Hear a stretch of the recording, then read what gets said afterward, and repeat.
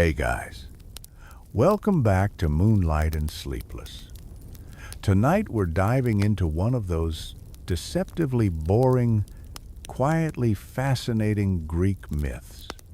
It's about a baby god who, within mere hours of being born, managed to steal sacred cattle, invent a musical instrument, lie with a straight face to the god of the sun, and somehow land the job of official messenger for all of Olympus.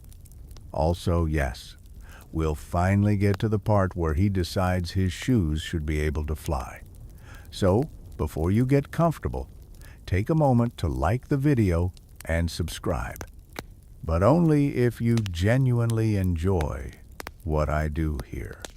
Also, slide down to the comments and let me know what city you're in and what time it is for you right now. I want to see who tonight's ultimate night owl is. Now, dim the lights and let's ease into tonight's journey together. Picture Mount Olympus, towering above the world, swirling with clouds, drama, and divine egos. In the middle of it all, among gods who spend their time throwing lightning, falling in love with mortals, and arguing about who's more important, a new character enters the scene. His name is Hermes. His vibe is somewhere between curious toddler and overqualified intern. From the moment he's born, the universe starts to shift just a little. Hermes was born to Maya, a quiet, reclusive goddess who lived in a cave far from the chaos of the others. She didn't attend many divine gatherings and was known for her gentle, solitary nature. Zeus, never one to resist a peaceful mystery, paid her a very personal visit. That visit resulted in Hermes, who arrived quietly in the early hours of dawn, and this is where things get unusual. Hermes wasn't the type of baby to lie around in swaddling cloths. Within hours of arriving in the world, he had already climbed out of his cradle and started walking. Not crawling, not stumbling, just walking with confidence, as if he had a full schedule already mapped out in his divine little brain. You might wonder, how is that even possible? But that's Hermes. From the very beginning, he was a god of movement, wit, and unpredictability. There's no story of him learning to speak, because apparently he never stopped. Zeus noticed. How could he not? His newborn son had already managed to sneak away, steal some sacred cows, invent a musical instrument using a turtle shell, and return home without Maya even realizing he was gone. Zeus found this both concerning and extremely useful. After a short divine debate, mostly with himself, he gave Hermes a very specific job. He would become the divine messenger, the go-to errand god, the one who delivers messages between the heavens, the earth, and everything in between. Now, on paper, this sounds like a great honor. But let's be honest. Hermes became the one responsible for reminding Poseidon about storm schedules, delivering Hera's mood updates, and making sure Dionysus didn't accidentally double-book his wine festivals. It was sacred multitasking at its finest. Scholars still debate whether Hermes' many roles were signs of his divine cleverness, or simply the universe assigning all the leftovers to the one guy who wouldn't complain. Some argue that Hermes represents the perfect balance between intellect and action. Others say he's the mythological embodiment of the overworked office assistant. Either way, he got things done. And his look? Instantly iconic. Winged helmet, staff wrapped with twisting serpents. And of course, those famous sandals with tiny wings. The sandals weren't just a style choice. They were practical.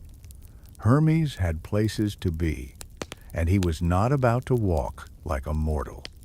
Hermes was always in motion. At night, he delivered dreams to sleeping humans. In the morning, he guided newly dead souls into the underworld. By noon, he was back on Olympus, sorting through divine correspondence and minor quarrels. He had no office and no home base. His home was the journey itself. Here's something that might surprise you. Hermes is the only Olympian god who could move freely between all realms, the heavens, the mortal world, and the underworld. Even Hades, who guarded his territory with extreme seriousness, allowed Hermes to come and go without question. That kind of universal access made Hermes quietly powerful. There's even a playful theory among classicists that if Hermes existed in today's world, he would be one of those endlessly busy freelancers. You know the type. Part-time translator, full-time delivery guy, occasional dream interpreter, low-key therapist, and probably the one designing your city's transit map on the side. All while recording vlog updates on his divine travels. Hermes' life had barely begun when he decided to commit his first official act of divine mischief. Not just any trick either. He went big. He stole cows, sacred cows, from his half-brother no less. Because when you are only a few hours old and already feel the urge to shake up the status quo, why not target one of the most powerful gods on Olympus? Let's set the scene. The sun is just beginning to rise over the fields of Thessaly. Apollo, the god of music, prophecy, sunlight, and possibly the best skincare in mythological history, owns a herd of divine cattle. These were not your average mooing pasture animals. These cows shimmered with gold, grazed on sacred grass, and supposedly gave off a scent so pure that even nymphs would pause to admire them. Quite the elite livestock. And Hermes wanted them. Why? That question still puzzles scholars. Some say he was hungry.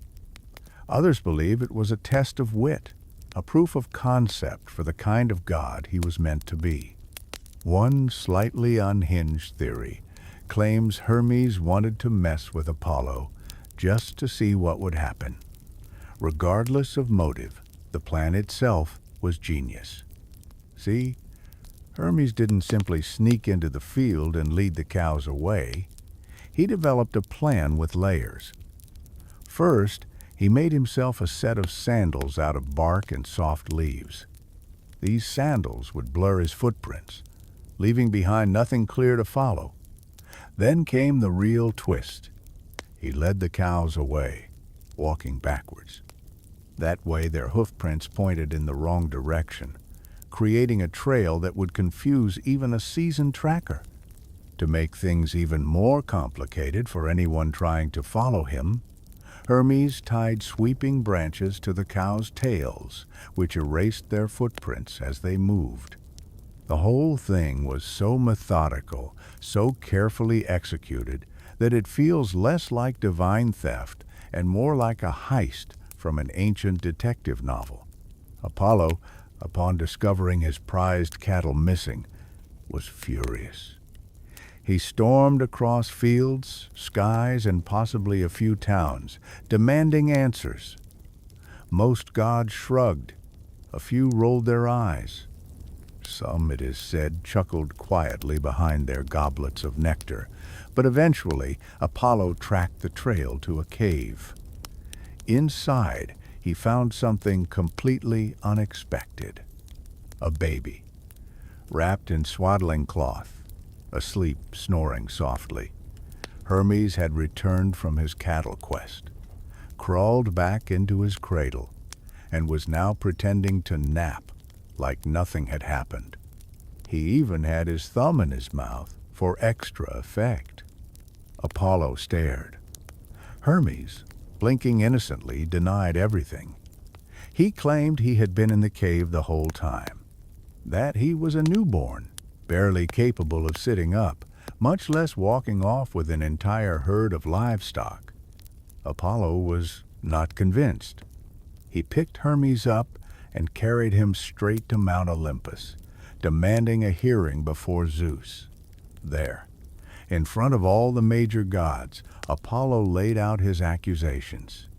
Zeus looked down at Hermes, who squirmed a little in his blanket but said nothing. Maia arrived too, flustered and confused, insisting her son was just a baby.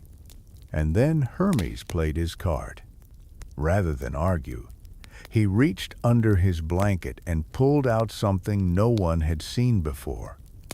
It was a lyre, a small, curved musical instrument he had made just that morning. The body was crafted from a tortoise shell, strung with sheep gut, and decorated with careful divine precision. And then, with baby fingers and absolute calm, Hermes played it. The melody that came out was so beautiful that even Apollo, mid-rant, fell silent. The room grew still. The music wove through the air like warm wind. Zeus leaned back in his throne and smiled, perhaps more proud than he should have been. When Hermes finished, he looked up at Apollo and said something like, "Would you like it? A peace offering." And it worked. Apollo agreed to forgive the theft in exchange for the lyre. In that moment, a deal was struck. Music for cows, art in place of revenge. Strangely enough, this moment sparked a bond between the two gods. Apollo, impressed by Hermes's ingenuity, kept the lyre and would go on to become one of its most famous players. Hermes, meanwhile, got away with a celestial crime, made a powerful ally, and added inventor of music to his growing resume. Some say this myth is about brotherhood. Others think it is a lesson in charm and cleverness.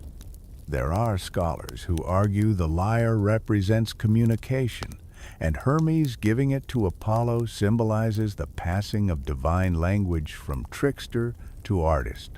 A few even say the whole thing is metaphorical, reflecting a shift in ancient religious ideals from brute strength to intellectual agility. So Hermes had just pulled off the celestial version of a high-stakes prank, bartered a handmade lyre for a full pardon, and won the approval of both Apollo and Zeus. Not bad for his first day alive. But let's pause for a moment and zoom in on that lyre. Because surprisingly, this wasn't just an innocent little side project. This was also one of the most creative and bizarre inventions in mythological history. Here's how it all went down. After hiding the stolen cows in a forest near the river Alpheus, Hermes had a moment to himself. Imagine this, a newborn god, tiny and barefoot, standing beside a stream in the golden haze of early morning, casually looking around for his next big idea. Most babies at that age are concerned with naps. Hermes, on the other hand, was thinking about music. That's when he spotted a tortoise. Now, most of us would either run away, because, yes, ancient tortoises were apparently very large, or at least pause before picking it up. But Hermes, with that signature blend of confidence and curiosity, picked up the creature, examined it, and thought, this could be useful. So he did what only Hermes would do. He hollowed out the tortoise shell, stretched strings made from sheep gut across it, and fastened the whole thing together using reeds and a little divine improvisation. And just like that, the lyre was born. It produced a sound that had never existed before, soft, plucky, sweetly echoing. The kind of sound that makes you stop walking and forget what you were doing. Here's the part that baffles scholars. The lyre, in many traditions, is linked with Apollo. But technically, Hermes made it first. Some classicists believe this transfer of the lyre from Hermes to Apollo symbolizes the passing of spontaneous creativity into structured artistry. Others argue that the whole story was invented later, retroactively justifying why Apollo was always painted with a lyre in ancient pottery. As with most things in Greek mythology, the academic community remains delightfully undecided. Now, let's not ignore how strange this all is. A baby god invents an instrument from a tortoise. It sounds like a fever dream. But for the Greeks, it actually made symbolic sense. Tortoises represented silence and stillness. By turning one into an instrument, Hermes created sound from silence, music from stillness. It fits his role perfectly as the god who moves, shifts, and communicates across all barriers. There's also a fun little detail often missed. Hermes didn't name the instrument.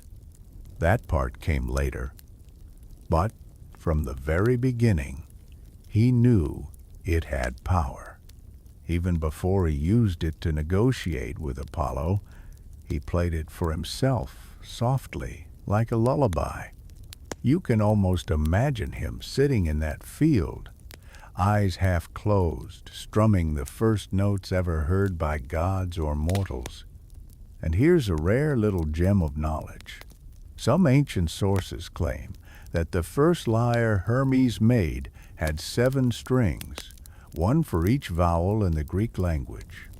That's not universally accepted, but it's a beautiful idea, music and language born together, wrapped in the same shell.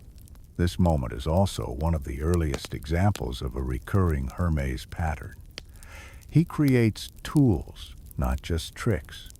He is known for deception, but underneath that is a layer of invention.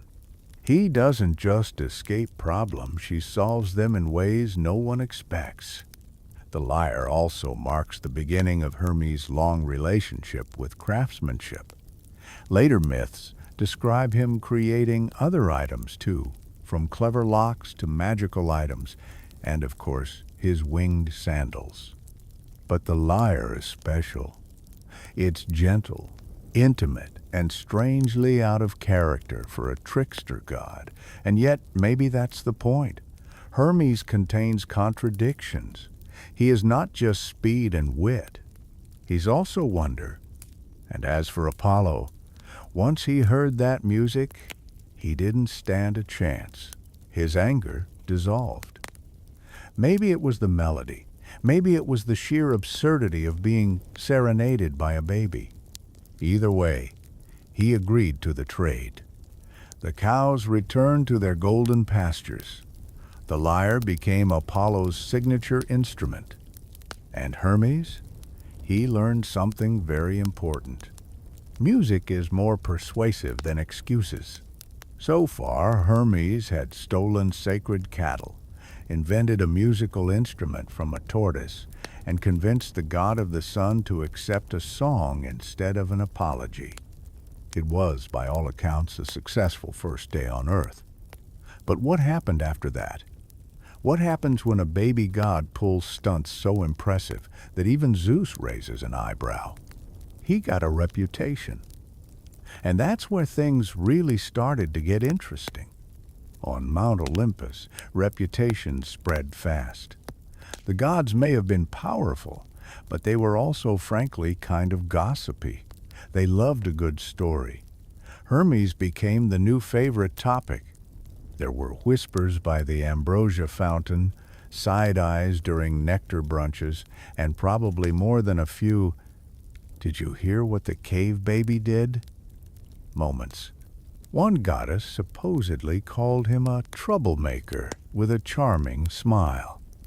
Another referred to him as the one who doesn't know his place, but somehow keeps getting away with it. And that's what made Hermes different. He wasn't a warrior like Ares. He wasn't radiant and dignified like Apollo. He wasn't wise like Athena or terrifying like Hades. Hermes was quick, clever, and slightly unpredictable. Not in a dangerous way, more like someone who might rearrange your temple furniture just to see if you noticed. He was also the first god who seemed to enjoy moving between worlds. While most Olympians preferred to stay in their own divine comfort zones, Hermes would wander. He visited nymphs in the forests, passed messages to mortal kings, and even popped into the underworld now and then. Not many gods could manage that kind of social schedule. Hermes made it look easy. His ability to move through different realms gave him a very particular kind of power. Not the flashy kind, not the sort that came with thunderbolts or earthquakes, but the quiet, useful kind. He knew things. He heard secrets. He showed up in places where other gods could not or would not go. And so, the gods did what most organizations do when they spot someone both talented and hard to keep track of. They gave him a job. Hermes was officially assigned the role of divine messenger, though the actual duties were far broader than the title suggests. He became the translator between gods and mortals, the escort of dreams, the one who made sure Hera's urgent requests reached Zeus, even when Zeus was, let's say, distracted elsewhere. He was the one they sent when something delicate needed doing, or when a situation required charm more than strength. The job also meant he had to deal with a lot of complaints. He became the unofficial mail sorter of Olympus, the mediator in godly sibling squabbles, and sometimes even the one who delivered punishment, but always with a light touch. Imagine being told you've been turned into a tree, but at least the message was delivered with a smile and a polite bow. One story tells of Hermes being sent to resolve an argument between two mountain spirits over whose echo was more beautiful. That's the kind of assignment he got. Not epic, but oddly essential. This part of Hermes' story is where scholars start to differ again. Some believe the gods truly valued him as a neutral, agile presence, one who could slip through conflicts without ever taking sides. Others suggest he was kept busy on purpose as a way to distract him from causing too much trouble. After all, it is hard to steal divine cattle when you are busy delivering dream fragments to sleeping kings. What's clear is that Hermes became indispensable. Even the more aloof gods, the ones who rarely interacted with mortals, began to rely on him. Not because they liked him necessarily, but because he got things done efficiently, elegantly, and with minimal property damage. And all the while, Hermes leaned into his image. He became the trickster diplomat, the witty courier, the god with a glint in his eye and winged sandals always ready to lift off again. You could say he wasn't just building a resume, was crafting a myth around himself. There's a quieter detail that deserves mentioning. Despite his growing role and responsibilities, Hermes never really tried to elevate his status. He never demanded temples or rituals, though they eventually came. He was, at heart, a wanderer, one foot in Olympus, the other already stepping toward the next destination. And maybe that's why the other gods never quite knew what to make of him. He was part of their circle, but not quite bound to it. Familiar but never fully predictable. He was the one who could enter a room without being noticed, and leave it having changed everything. By now, Hermes had established himself as Olympus's most efficient multitasker. He was charming, fast, impossible to pin down, and perhaps most importantly, always in motion. But all this moving around eventually led to one inevitable problem: sore feet.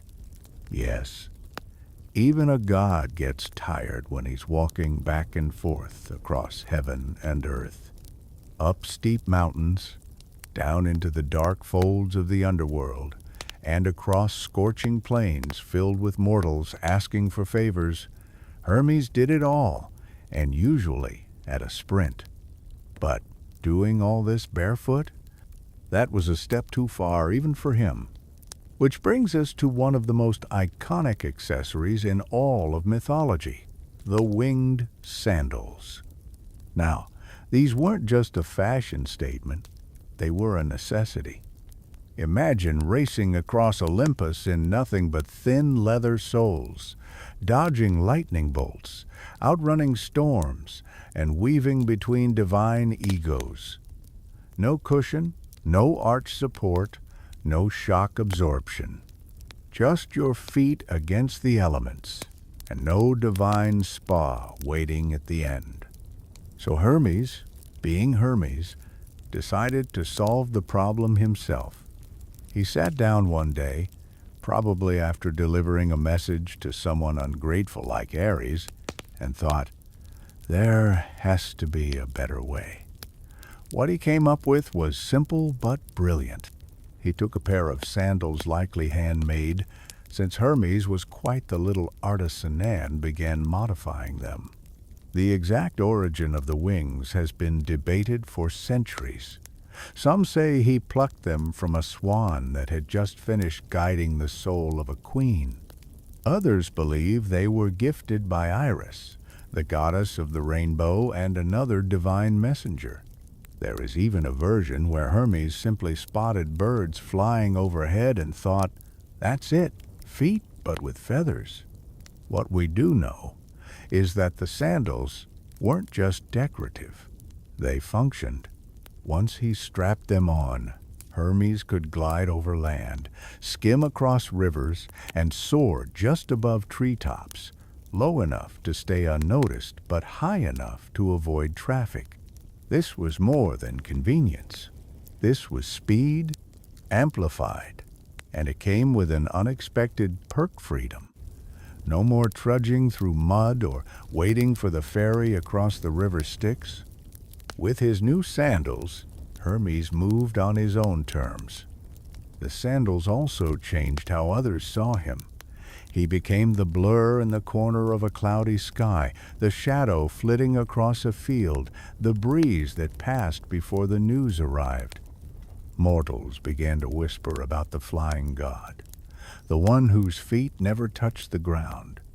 Artists started painting him with sandals that shimmered, usually exaggerated to the point of being wings the size of hawks. Poets described his steps as light as wind over water. Here's a curious detail from some older texts. The sandals weren't just fast. They were also said to be silent. That meant Hermes could sneak into places no other god could. He could enter dreams without waking the dreamer, pass over battlefields without disturbing the chaos, and arrive in temples unnoticed. If speed was his tool, silence was his secret. And yet, for all the mythic grandeur the sandals gained over the centuries, there's something oddly relatable about their origin. At the core, Hermes just wanted to move easier, faster, with less fuss. He wanted a way to do his job better. The wings were not there to impress. They were there to make sure his feet didn't fall off halfway through a three-realm commute. There's even some discussion among historians about whether the sandals were purely symbolic. Did they represent the swiftness of thought, the agility of language, the god's power to move between spiritual and physical worlds? All valid ideas, and none definitively agreed upon. As with most things in mythology, the truth is likely a blend of metaphor and very practical need. What we do know is that the moment Hermes put those sandals on, He became more than just a fast-talking courier. He became a presence, a flash of movement that arrived just before trouble, or just after a secret had been whispered. He was no longer just quick, he was untouchable. And so, the first divine footwear in myth was born not to make a statement, but to make a difference. And they worked. Hermes no longer had to worry about blisters, terrain, or even gravity. He simply lifted off and went. From that moment on, wherever Hermes went, the air moved slightly faster. And in his wake, people looked up just a little more often, hoping to catch a glimpse of wings disappearing into the sky. Now that Hermes had his legendary winged sandals, you might think his first flight was a glorious, smooth ascent into the clouds. A cinematic takeoff, sunlight glinting off his bronze skin, soaring confidently through the air. But the truth? Let's just say the debut of divine flight was not quite so graceful. According to the softer versions of the story, and yes, there are rougher versions too, but we're staying bedtime. Friendly Hermes' first time using the sandals was more trial than triumph. For starters, flight isn't something even a god naturally understands. Think about it. 1 minute he was earthbound, used to gravity, rocks under his feet, and the occasional snake under a sandal. The next, he was floating 2 inches off the ground, limbs flailing like he was trying to balance on invisible stilts. At first, it was just a hover, then a wobble. Then suddenly, a very unexpected swoosh forward, which ended with him crashing into the side of a laurel tree. Several startled birds scattered into the air, and the dryad living in that tree was reportedly not amused. She made him promise never to hover near her branches again. But Hermes, as usual, recovered quickly. He adjusted his stance, shifted his weight, and tried again. This time, he made it about 10 feet before a gust of divine wind knocked him sideways. He tumbled into a riverbank, came up soaked and laughing, and shouted, "That counts as progress." There's a charming awkwardness in imagining a god learning to fly. Unlike Athena, who sprang fully formed from Zeus's head already wielding a spear, Hermes had to experiment. He had to mess up a little. And this is probably why people, even mortals centuries later, felt a special connection to him. He was powerful, yes, but also oddly human. He slipped, he skidded, he learned. Eventually, the sandals and Hermes began to sink. He figured out how to shift his body just so, how to tilt forward without diving nose first into a mountain. His movements became fluid, more like swimming through the sky than charging through it. The sandals adjusted with him, responding to his thoughts and instincts. Some myths even suggest they were semi-conscious, as if alive with wind and magic guiding his path when he needed it most. This first real flight didn't go unnoticed. Olympus is nothing if not observant. The moment Hermes zipped over the clouds, dodged a lightning storm, and landed, mostly upright, near the Muses' spring, word spread. Artemis looked up and said, "Well, that's new." Apollo just smirked and muttered something about needing an air lane. It wasn't long before other gods started placing special requests with Hermes. Zeus needed letters delivered faster. Hera wanted updates from distant temples. Demeter wanted weather reports from the northern fields. Even Poseidon, god of the sea, asked Hermes to fly along the coast and make sure no one was stealing coral. The sandals had turned Hermes into Olympus's very first airborne courier. But the skies, weren't always friendly. One of the lesser-known stories about Hermes' early flights involves a narrow escape near the edge of the world. He flew too close to a wind stream that was controlled by Boreas, the north wind, who did not appreciate anyone zipping through his domain unannounced. Hermes got caught in a spiral of frozen gusts and was nearly blown straight into Hera's private garden where, by the way, flying without permission was considered a serious offense. According to one version, he crash-landed into a hedge of golden roses, brushed himself off, and played innocent when Hera appeared. "I was just inspecting the airflow," he reportedly said, trying to stand upright while leaves and petals rained down from his hair. Scholars still debate whether this story is real, exaggerated, or simply a poetic metaphor for the unpredictability of movement and risk. Some see it as symbolic of Hermes' role as a god who challenges borders, flying between domains where others must walk or wait. Others argue it reflects how humans project their fears of ambition onto myth, because even when we invent flying sandals, we still imagine crashing into things. What we do know is that after a few rough beginnings, Hermes became a master of flight. He stopped walking unless it was necessary.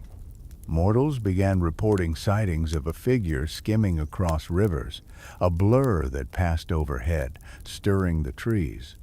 Farmers left offerings near hilltops just in case he was flying by. Travelers whispered to the sky, hoping Hermes would bless their feet with a little extra speed. And the sandals themselves became symbols of freedom, of curiosity, of that desire to escape boundaries and go somewhere new, not with a war cry, not with a divine command, but with a gentle lift and a confident step into the wind. Once Hermes had mastered the skies, his reputation shifted from impressive to unstoppable. His name became a whisper on the lips of sailors praying for smooth winds, poets hoping for inspiration, and even kings nervously awaiting omens. But while the winged sandals gave him the power to glide effortlessly across the world, they also carried him into some less than elegant situations. In fact, one of his earliest test flights nearly got him thrown out of Olympus entirely. Here's how it happened. On a particularly breezy afternoon, Hermes was experimenting with higher altitudes.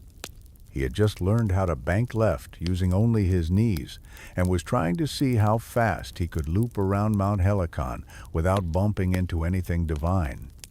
Speed was no longer the issue. Direction, on the other hand, was still a work in progress. Just as he soared over a cloud shaped like a lion, possibly one of Zeus's mood clouds, a sudden crosswind hit, stronger than expected. Hermes lost balance, spun in a wide circle, and without quite realizing where he was, headed crash directly into the side column of Hera's private balcony. Now, Hera is not known for patience. She had been enjoying a rare moment of peace, sipping pomegranate nectar and reading a scroll about marriage customs in distant islands. So when a young god came tumbling through her flower-covered pergola, covered in wind, apologies, and bits of broken vine, it was not well received. "Why," she asked coldly, "are there feathers in my fig trees?" Hermes scrambled to his feet, brushing off rose petals, his sandals flapping slightly like embarrassed birds. "Test flight," he explained, trying to sound professional. "I was evaluating wind resistance across eastern air routes." Hera was not amused. She called for Zeus. Now, here's where the story takes one of those delightful Greek myth turns. Instead of getting scolded, Hermes was met with laughter. Zeus found the whole incident hilarious. "He flies now?" he asked, clearly impressed. "That's useful. We should put that to work." So rather than being punished, Hermes was promoted again. He was now not only the divine messenger, but also the official surveyor of Olympus's aerial routes. If there were winds to chart, clouds to navigate, or any god's personal space to avoid mid-flight, Hermes was the one responsible. It may sound like a fancy title, but in reality it meant even more flying. Over cities, oceans, underworld gates, and occasionally between angry gods who refused to speak to each other directly. It also meant developing new tricks for airborne communication. Hermes began tying messages to feathers, dropping them into chimneys or whispering into the ears of sleeping mortals just before dawn. He became not only the fastest god, but also the most subtle. And yes, there are records of other flight incidents too. One time he misjudged a mountain curve and startled a group of nymphs taking a nap in a mossy glade. Another time, while trying to land quietly near Athena's temple, he accidentally kicked over a basket of olive branches and triggered a very stern lecture on sacred quiet zones. Even Hermes had to sit through it, nodding solemnly, while secretly sketching ideas for aerial braking systems. Scholars often point to this period of Hermes' story as the turning point from prankster godling to serious cosmic operator. His growing list of duties, paired with the endless potential of his sandals, made him a true figure of transition, not just between places, but between ideas, between impulse and responsibility, between mortal needs and divine will. One interpretation of his winged flight sees it as a metaphor for spiritual mobility. Hermes could lift off not just in body, but in mind. He represented thinking quickly, adapting instantly, and landing wherever he was needed with the right words at the right time. But there's still debate about that first balcony crash. Some believe it never happened. Others say it's an allegory for overconfidence, a divine reminder that new powers require learning curves. A few even insist Hera forgave him on the spot and offered him a plate of fig pastries, though that part feels suspiciously like Hermes trying to rewrite his own history. Whatever the truth, one thing was certain. The gods stopped questioning his flight patterns. They learned to expect a breeze before his arrival, a flutter of feathers on the steps, and news delivered with a grin. Hermes had claimed the skies, not just with speed, but with style. At this point, Hermes was not just Olympus's favorite courier, he had become the embodiment of speed itself. His sandals gave him the physical power to fly, but it was his mind that truly made him fast, quick in thought, swift in word, and always 3 steps ahead of whatever puzzle the gods or mortals threw his way. Speed wasn't just something he had, it was something he was. And the gods started noticing. Hermes became associated with things that moved, not just physically, but conceptually. He guided language, helped thoughts form, brought ideas from one mind to another. The Greeks didn't just see him as a delivery god. They saw him as the patron of transitions, between sleep and waking, between life and death, between misunderstanding and communication. Take dreams, for example. Mortals believed that while they slept, the gods could send visions to guide, warn, or sometimes simply confuse them. But who carried these dreams? Who made sure they arrived at the right time, in the right person's mind, like a celestial mail service for the unconscious? Hermes. He would slip silently into bedrooms in the hours just before dawn, bringing a vision to a sleeping king or a whisper of inspiration to a lonely poet. It wasn't always dramatic. Sometimes it was just a flicker of color, a strange symbol, or a feeling that lingered after waking. The gods rarely explained themselves. Hermes simply delivered the message and disappeared before the dreamer stirred. And then there were the messages no one wanted to hear. Hermes was also the god of boundaries, which meant he was sent whenever one needed to be crossed. Like the moment when a hero's time on earth ended.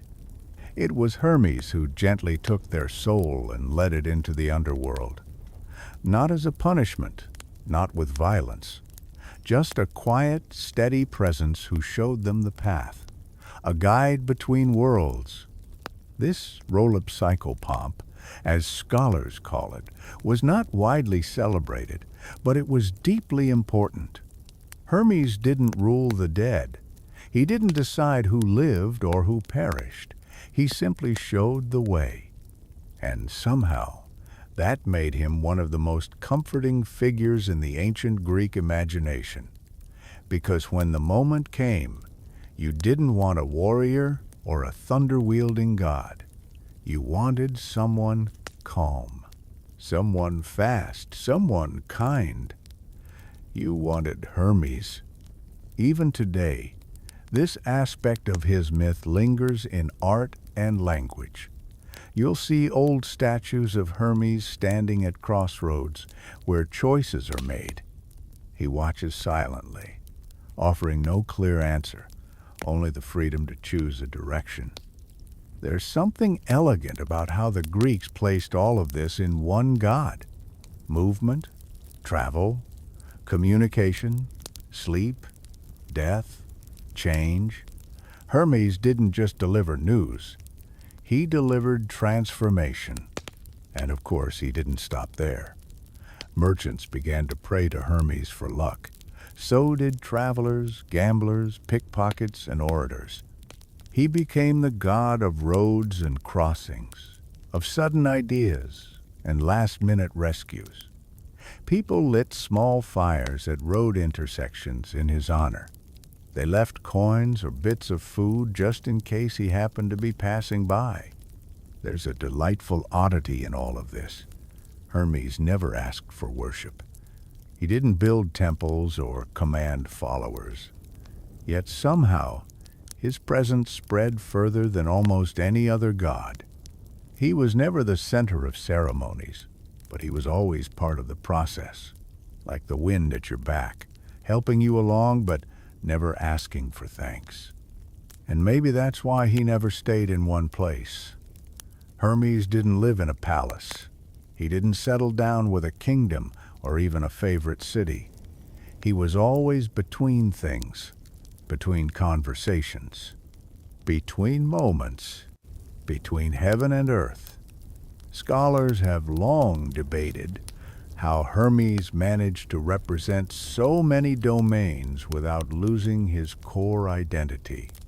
Some say he was simply a reflection of human curiosity, that desire to move and know and see what lies on the other side.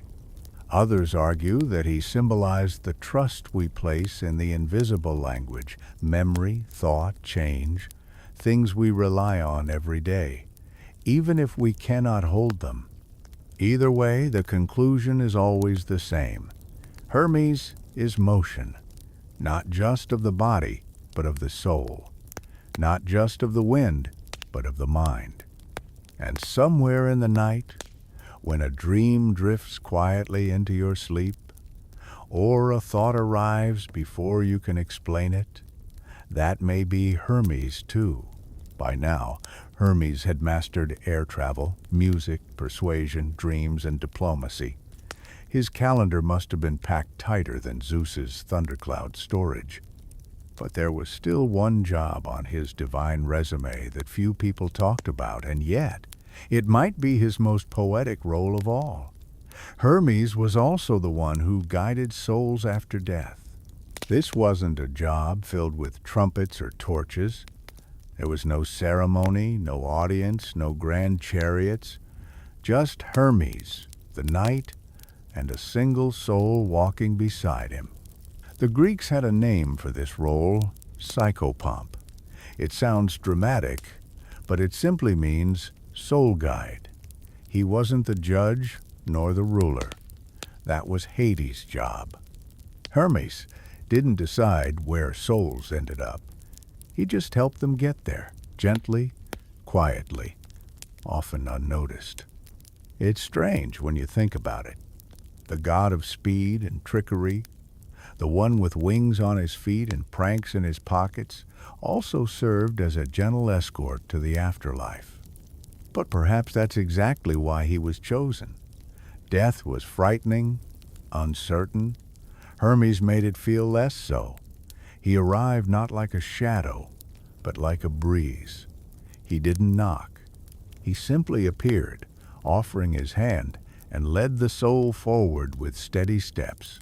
Myths say that when a mortal died, their soul would hover, confused, and a little reluctant to let go of the world.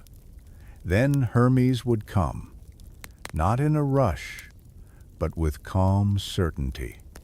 He would speak softly, not with commands, but with comfort. And once the soul was ready, they would walk together down to the river Styx. No drama, just movement. There's something strangely modern about this version of Hermes. He wasn't the god of death. He was the god who helped people face it. That's a detail often lost in the more heroic myths. Hermes wasn't just for winners and warriors. He was also there for the quiet endings, the nameless passings, the moments where no one else showed up, and he did it without complaint. Some ancient writers believed Hermes used different paths depending on the soul. Some he guided through forests, others over hills, and some through memories passing scenes from their lives one last time before reaching the gates of the underworld. These stories were never fully consistent, which is exactly what makes them feel true. Death, after all, is never one size fits all. There's also a lesser-known version of the myth that says Hermes sometimes stayed a moment longer, waiting just outside the gates.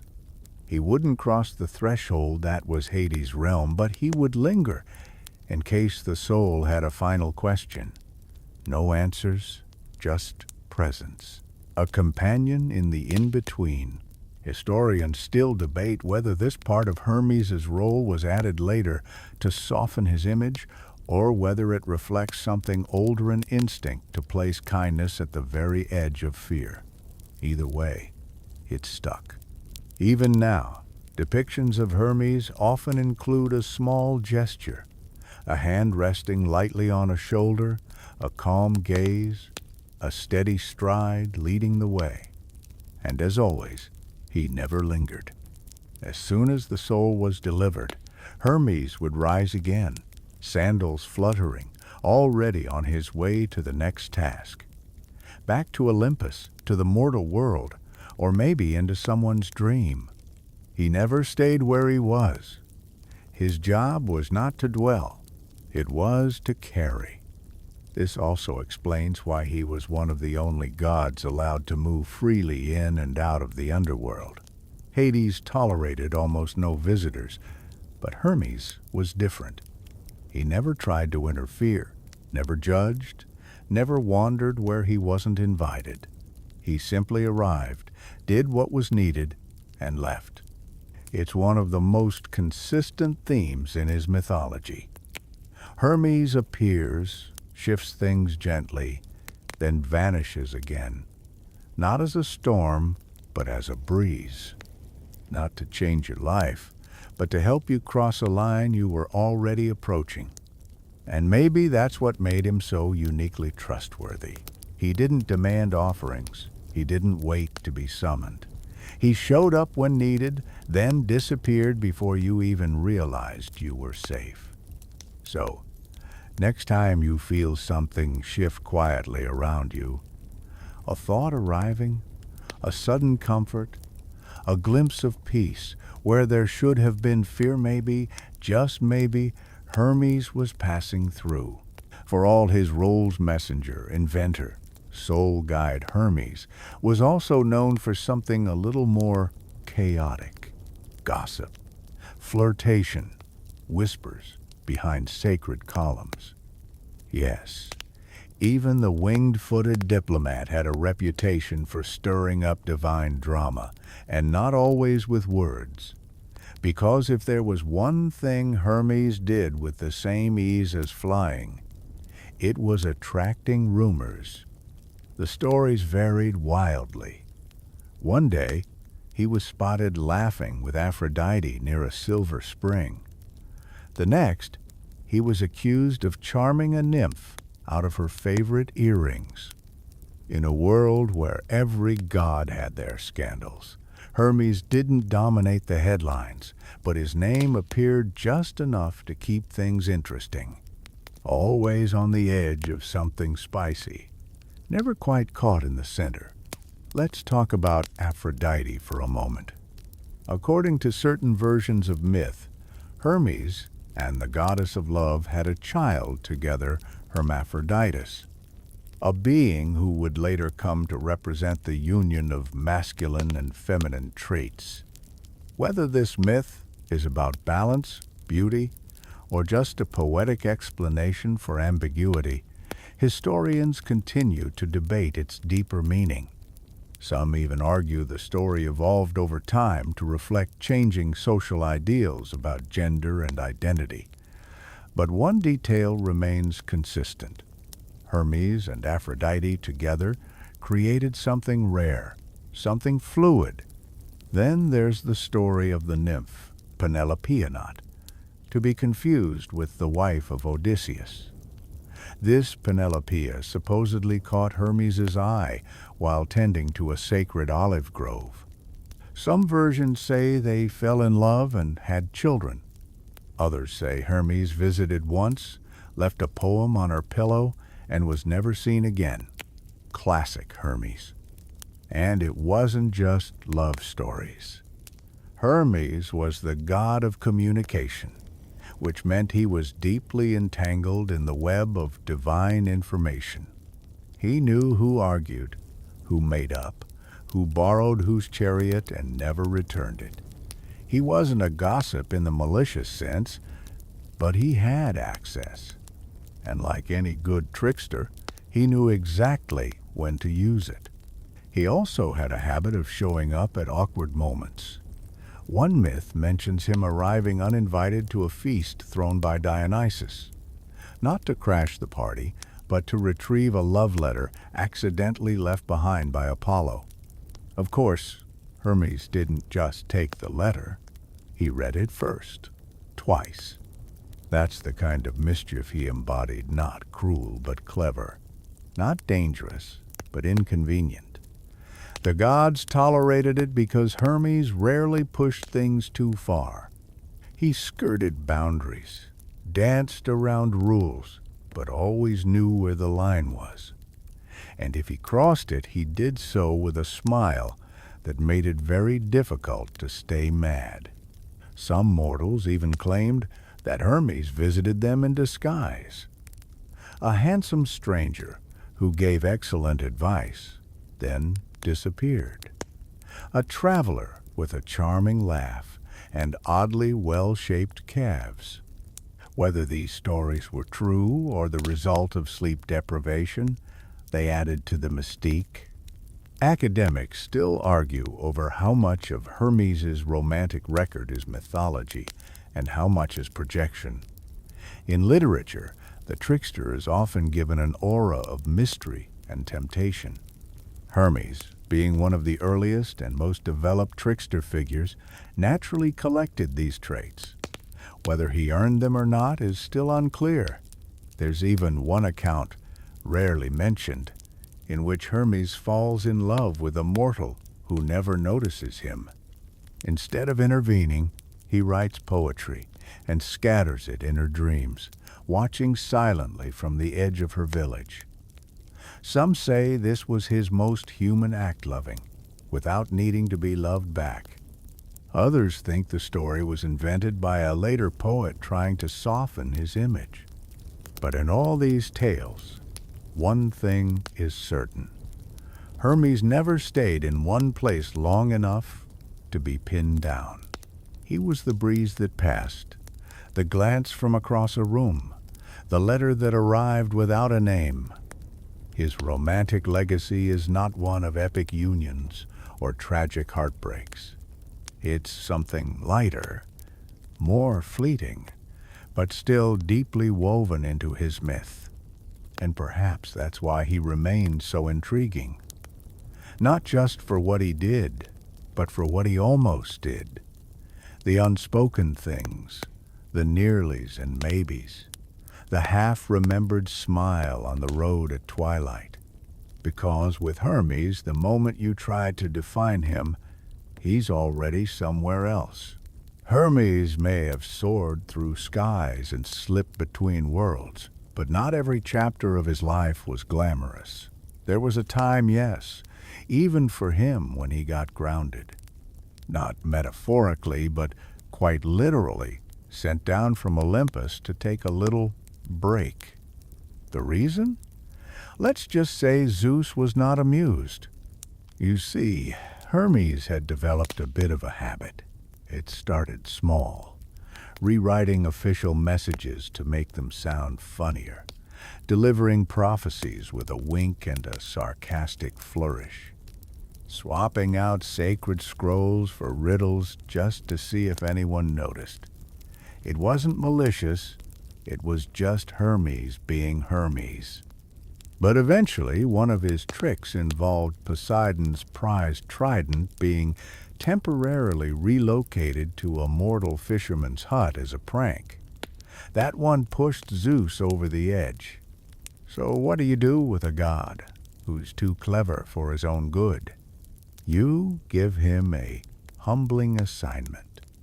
That's how Hermes found himself, walking no flying allowed through a quiet valley, tasked with the very mortal job of watching over sheep.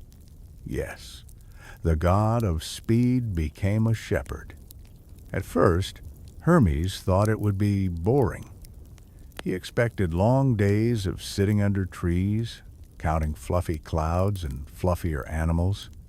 But it didn't take long for him to discover that being a shepherd was actually kind of perfect. There was rhythm, solitude, and the chance to think without interruption. And for someone who had spent most of his life in motion, it was oddly grounding. Still, Hermes couldn't just watch sheep like a normal person. He began organizing them into groups by personality. The rebellious ones, the sleepy ones, the dramatic ones who cried every time the wind blew. He even invented a kind of sheep chess, moving them around the pasture in strategic patterns just to see if they'd notice. They didn't. During this time, he also started interacting more with mortals, quietly, of course.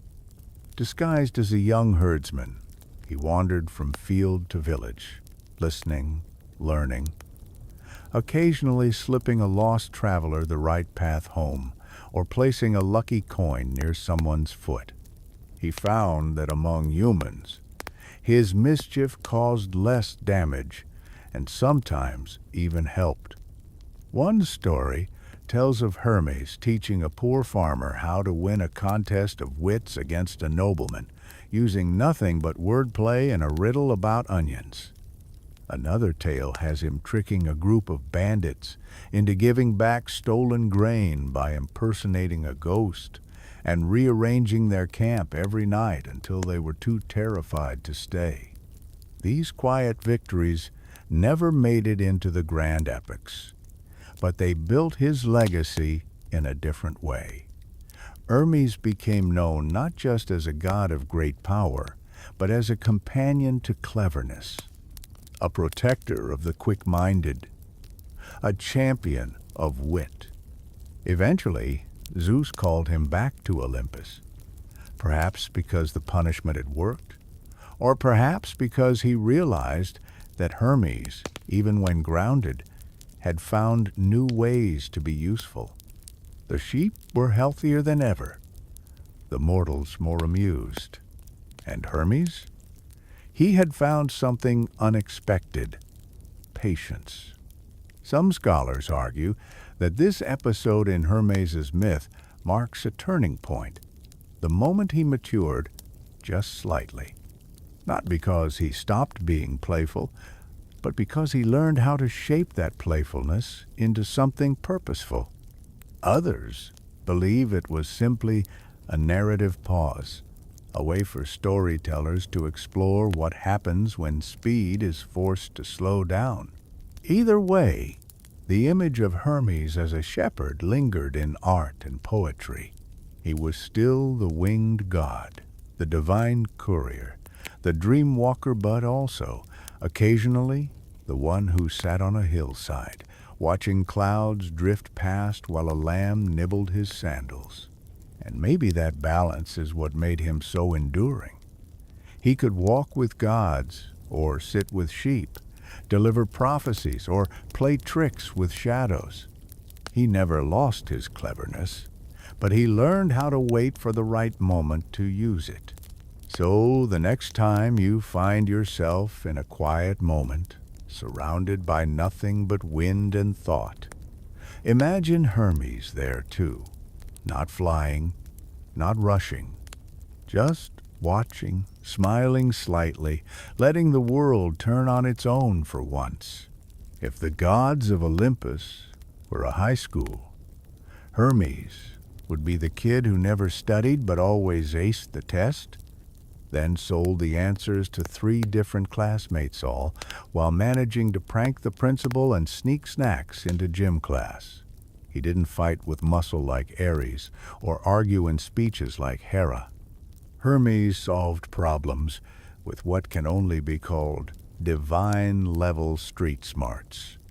In many ways, he was the original clever trickster. Not a villain, not a liar for the sake of harm, but someone who bent the rules just enough to expose how ridiculous they were. When others saw a wall, Hermes saw a window, slightly ajar, or better yet, a loose floorboard. This cleverness became one of his most beloved traits. While gods like Apollo represented order and precision, Hermes represented spontaneity and intuition. He was the patron of those who worked with their wits, merchants, gamblers, thieves, yes, even them, and anyone who ever looked at a situation and thought, I bet there's a shortcut. Take, for instance, the story of how Hermes once convinced a giant to fall asleep simply by telling a long, circular story with no point until the giant nodded off in total confusion. Or the time he disguised himself as a beggar just to test whether a wealthy man would share bread. Spoiler, the man didn't. A week later, all his olive trees mysteriously stopped producing fruit. Lesson delivered. Subtle and stylish. Hermes wasn't just clever with actions, though. He was a master of words. His silver tongue could calm tempers, twist logic, and sell impossible ideas with a smile. One myth even tells of him settling a land dispute between 2 river gods by proposing they switch riverbeds for a season to see which one missed the other more. It made no sense. It also worked. This sort of brilliance wasn't always appreciated, of course. The more serious gods saw him as irresponsible, maybe even a little dangerous. Athena respected his mind but questioned his methods. Hestia, goddess of the hearth, reportedly asked him once, "Do you ever slow down and just sit still?" To which Hermes responded by sitting still for precisely 3 seconds before vanishing from the room. Yet it was precisely this restless intellect that made him so valuable. When mortals needed something done quickly and with finesse, they didn't pray to Zeus. They whispered to Hermes. When they needed a clever way out of a contract, or a safe route across enemy lines, or a joke to break the tension before war, Hermes was their guy. One lesser-known myth describes Hermes helping a mortal king escape an arranged marriage by delivering a forged prophecy that declared the bride destined to transform into a pelican at dawn. It sounds absurd, and it was, but it worked. The marriage was called off, the king fled to Crete, and the bride ended up marrying a sculptor who adored pelicans. Everyone, in a way, won. Academic circles continued to debate Hermes's role as the god of mischief. Was he a trickster in the classic literary sense, or a broader symbol of adaptability in an unpredictable world? Some say his stories served as cautionary tales about bending the truth. Others argue that he embodied survival, a divine nod to the importance of quick thinking in a dangerous world. And there is something comforting in that. In a mythology filled with unstoppable force and harsh justice, Hermes represents the quiet power of knowing how to read a room, adjust your tone, and pick your moment. He was not the strongest or the loudest or the most feared, but he almost always got what he wanted. More importantly, he helped others get what they needed through clever nudges, unexpected solutions, and sometimes just by showing up when no one else would.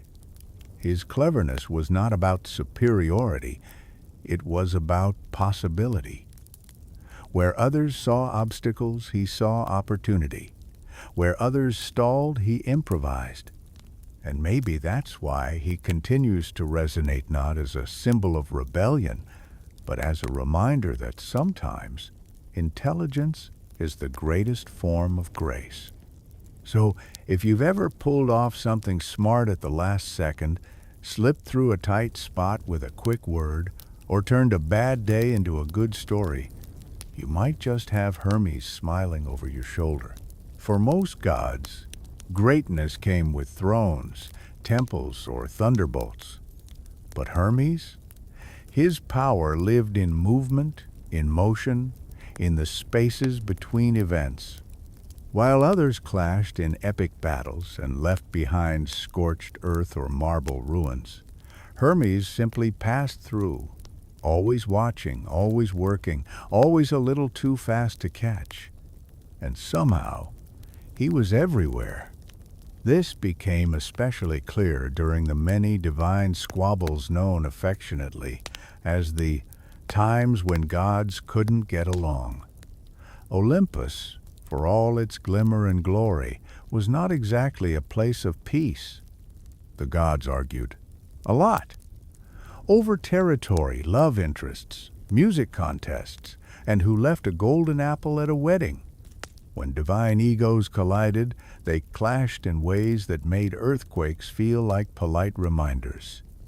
And where was Hermes when all this unfolded? In the middle, with a scroll in one hand, an offering in the other, and a very tired expression on his face.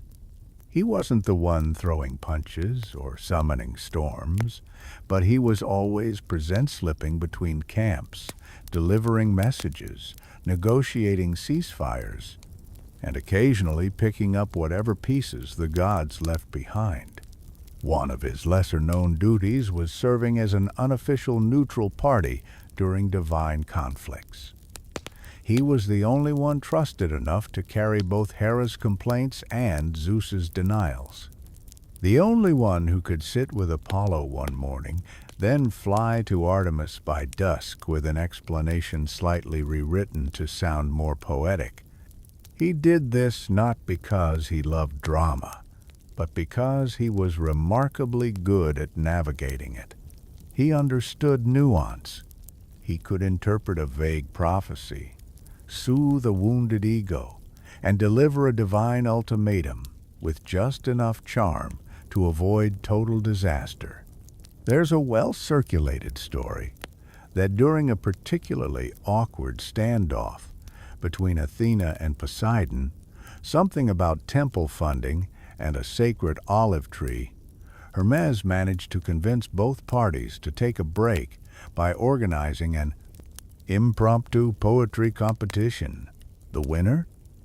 A mortal shepherd with a haiku about goats. Athena was confused. Poseidon was offended, but somehow it ended the argument. This balancing act made Hermes something like a cosmic project manager.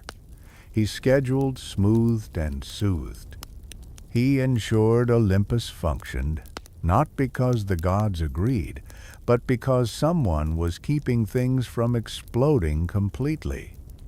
And unlike many of the more fixed gods, Hermes had no permanent allegiance. He belonged to movement. And because of that, he was often the only one anyone could agree on. He also had a strange knack for appearing just after the worst of the fighting was over. When the gods were tired, the mortals were dazed, and the temples needed repairs, Hermes would arrive. Not to scold, not to mourn, but to restore order in his own way. A quietly placed boundary. A gentle reminder that there were still messages to send and prayers to answer. This earned him a curious mix of reverence and exhaustion. Some gods were grateful. Others were annoyed by how effective he was. But none denied his importance. Scholars like to say that Hermes represented the connective tissue of Greek myth. He wasn't the big moment. He was what made the big moments possible. The god of everything in between. Transition, travel, transaction, translation. All the things that made a messy world work. And that role, while subtle, was powerful. Because let's be honest, most of life happens not in grand declarations, but in the little movements, in getting from one place to another, in solving problems when no one else will, in carrying what others refuse to hold. Hermes was the one who ran errands, while everyone else posed for statues. The one who stayed moving so the world wouldn't come to a stop. Others might have held swords or lightning. Hermes held the story together.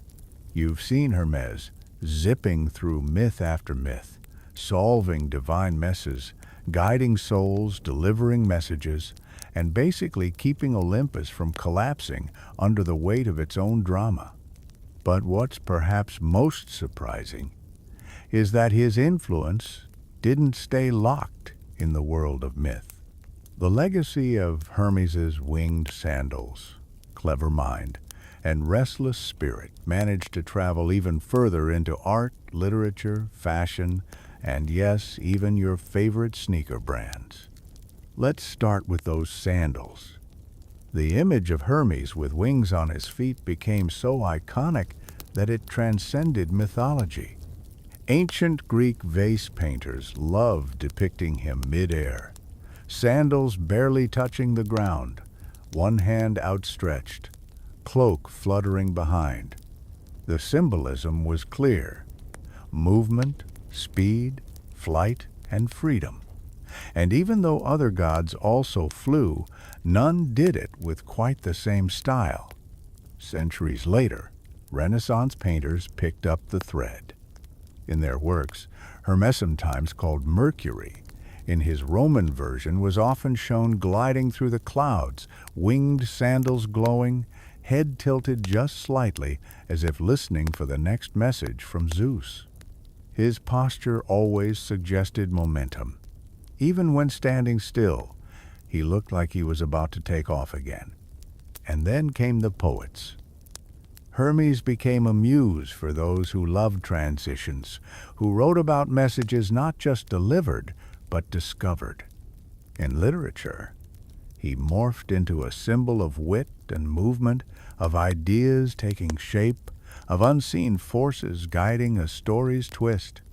You'll find pieces of him in Shakespeare's messengers, in the nimble tricksters of folk tales, even in the charismatic sidekicks of modern fiction. But perhaps the strangest place his image landed was on the soles of human shoes. Enter the sportswear industry. Somewhere along the way, someone realized that a god with winged sandals was basically the original ambassador of speed. It didn't take long for athletic brands to borrow from that myth. Wings became logos. Hermes-inspired silhouettes appeared in ads, often promising to make you run faster, jump higher, move freer. His myth had been reborn as marketing, not through force, but through resonance. Think about it. The idea that your shoes can make you feel like you're flying, that's pure Hermes energy. It's not just about performance, it's about the illusion of lightness, of agility, of being uncatchable.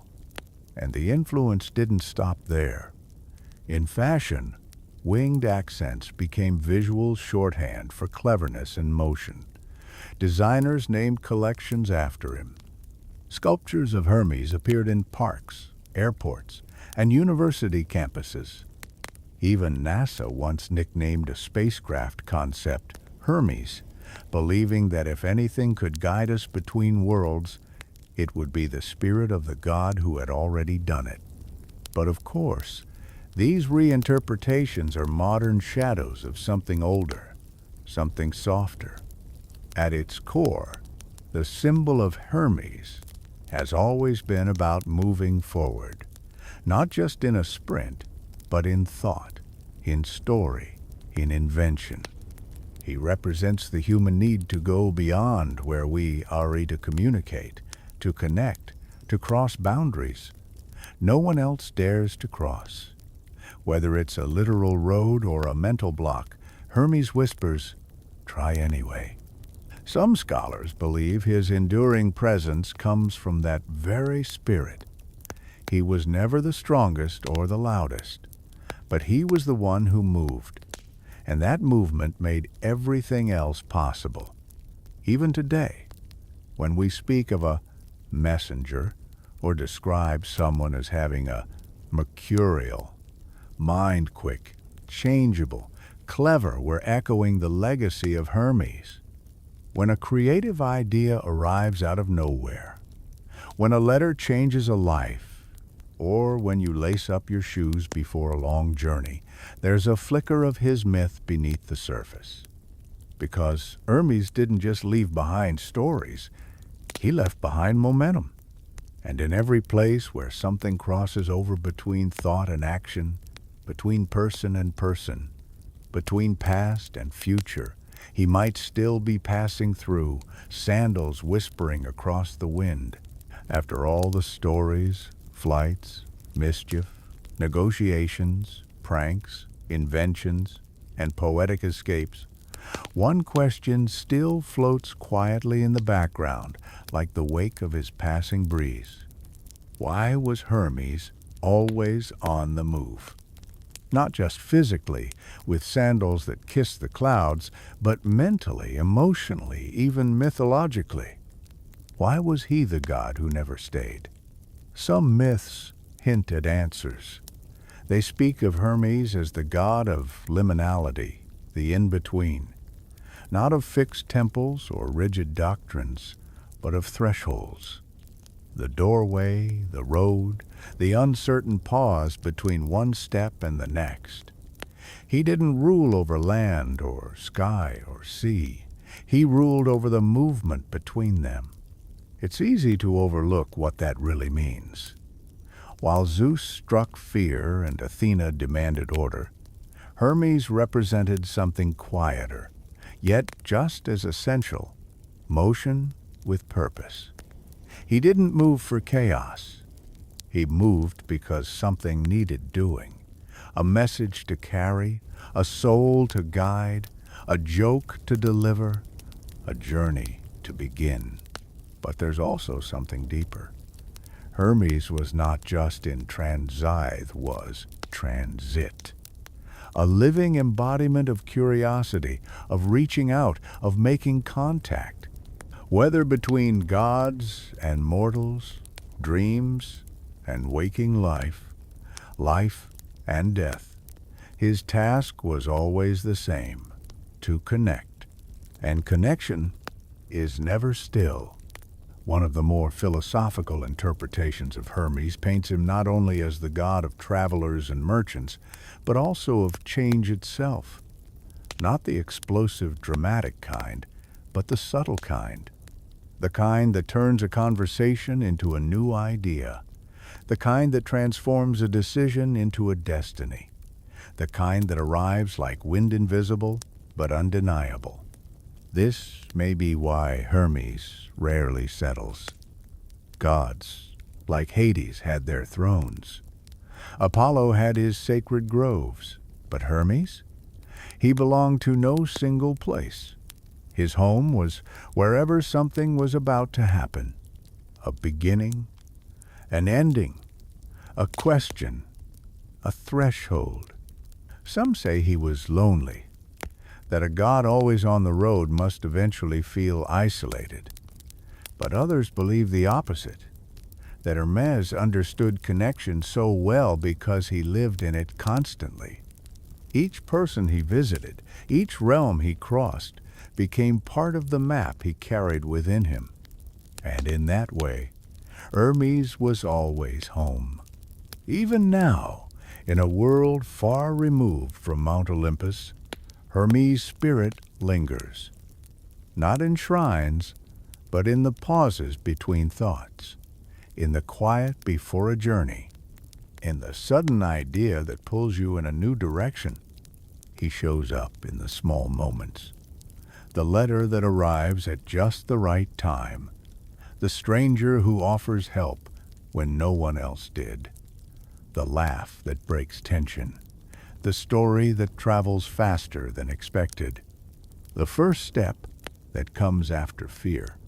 He may no longer fly above the clouds, but the world still moves in ways that feel like him.